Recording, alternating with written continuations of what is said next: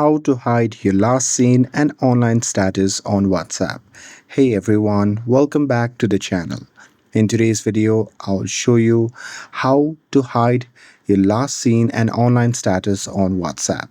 So now without further ado, let's get started. So here, first thing first, open the WhatsApp app on your phone.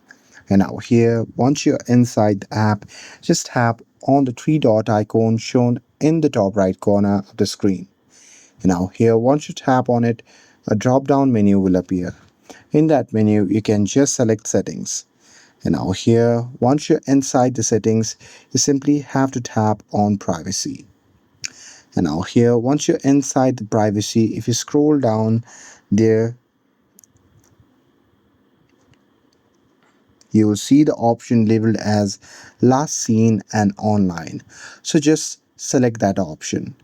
And now here in this section under who can see my last seen, you can just choose nobody if you want to hide your last seen from everyone, and under who can see when I'm online, you can just select same as last seen and choose nobody, and this will ensure that if no one can see your last seen, they won't be able to see if you are online as well.